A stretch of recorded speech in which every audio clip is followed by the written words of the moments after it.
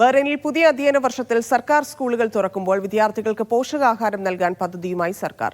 രാജ്യത്തെ എല്ലാ സർക്കാർ സ്കൂളുകളിലും വിദ്യാർത്ഥികൾക്ക് കുറഞ്ഞ നിരക്കിൽ ഭക്ഷ്യവിഭവങ്ങൾ ലഭ്യമാക്കുന്ന പദ്ധതി നടപ്പിലാക്കും.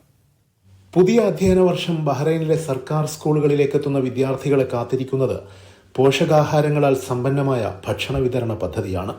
ഈ വർഷം മുതൽ രാജ്യത്തെ എല്ലാ സർക്കാർ സ്കൂളുകളിലെയും വിദ്യാർത്ഥികൾക്കായി ചെറിയ നിരക്കിലും ആരോഗ്യകരമായ രീതിയിലും ഭക്ഷ്യവിഭവങ്ങളുടെ വിതരണ പദ്ധതിക്ക് തുടക്കം കുറിക്കുകയാണ് വിദ്യാഭ്യാസ മന്ത്രാലയം. 200 ഫിൽസ് മുതൽ വിദ്യാർത്ഥികൾക്ക് സ്കൂളിൽ തന്നെ ഭക്ഷണം ലഭ്യമാകും.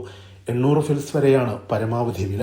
പോഷക സമൃദ്ധമായ ഭക്ഷണം സ്വകാര്യ കാറ്ററിംഗ് കമ്പനികൾ വഴിയാണ് ലഭ്യമാക്കാൻ ഉദ്ദേശിക്കുന്നത്. വിദ്യാർത്ഥികളുടെ ശാരീരികവും മാനസികവുമായ വളർച്ചയ്ക്ക് സഹായിക്കുന്ന രീതിയിൽ അവശ്യ പോഷകങ്ങളും മറ്റു ഘടകങ്ങളും ഉൾക്കൊള്ളുന്ന മെനുവായിരിക്കും പദ്ധതിക്കായി തയ്യാറാക്കുക. Siraj Pallikkara, media 1, Bahrain.